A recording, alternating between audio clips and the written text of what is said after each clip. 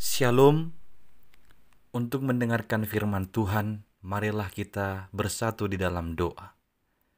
Kasih karunia dan damai sejahtera dari Allah Bapa kita dan dari anaknya Tuhan Yesus Kristus kiranya menyertaimu sekalian. Amin. Ayat harian untuk kita pada hari Rabu 27 November 2024. Tertulis di dalam kitab Keluaran pasal 24 ayat 7. Diambilnyalah kitab perjanjian itu, lalu dibacakannya dengan didengar oleh bangsa itu. Dan mereka berkata, segala firman Tuhan akan kami lakukan dan akan kami dengarkan.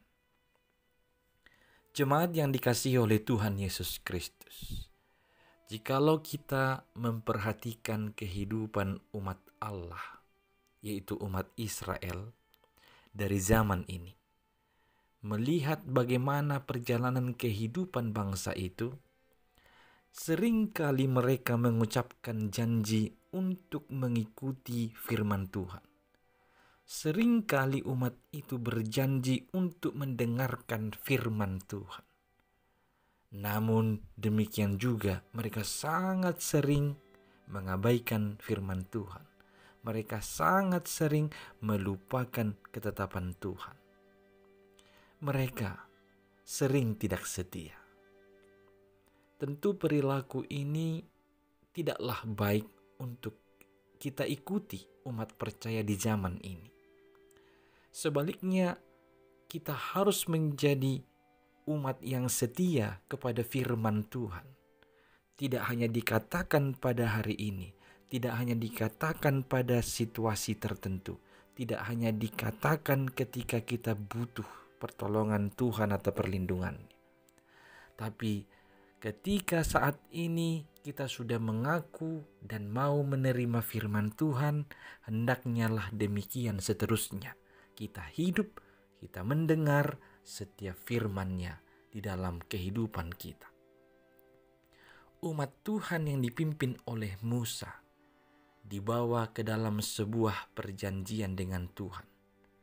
Dan dengan perjanjian itulah Tuhan menyampaikan segala ketetapannya dan firman-Nya. Dan setelah semua firman-Nya dibacakan oleh Musa, umat itu langsung berkata bahwa segala firman Tuhan akan kami lakukan dan akan kami dengarkan. Hendaklah kita juga memiliki sikap yang sama.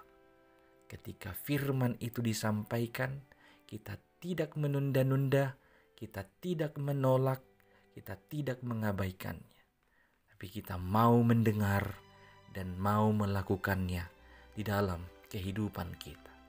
Sekali lagi saya mau menyampaikan supaya jangan hanya karena ketika kita membutuhkan pertolongan Tuhan, atau kita sedang berada dalam kesulitan, atau kita sedang mengharapkan sesuatu, kita mengatakan kita mau setia mengikuti firman-Nya. Dan setelah kita mencapai apa yang kita harapkan, atau setelah kita melalui kesusahan kita, lalu kita melupakan Dia. Hari ini di negara kita Republik Indonesia diadakan pesta demokrasi untuk memilih para pemimpin-pemimpin di daerah, di kota madya, di kabupaten, dan juga di provinsi. Tentu semua calon yang ikut dalam kontestasi pemilihan hari ini sudah menyampaikan banyak janji-janji.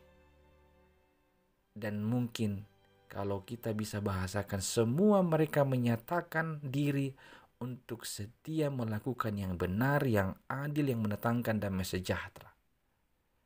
Tapi biarlah ini menjadi doa dan harapan kita. Setiap calon siapapun yang akan menang pada kontestasi ini, pada pemilihan ini, pada pesta demokrasi ini, mereka tidak lupa dengan apa yang mereka ucapkan. Mereka senantiasa setia untuk berbuat benar, bertindak adil, mendatangkan damai sejahtera lewat kepemimpinan mereka. Mereka berpegang teguh kepada kebenaran Tuhan. Saudara-saudari yang dikasihi Kristus, jangan pernah pesimis dengan semua itu. Kita bisa mendoakan mereka. Kita bisa menyokong dan mendukung mereka untuk senantiasa berbuat adil, bertindak benar, dan juga berpegang teguh dalam kebenaran ketetapan Tuhan.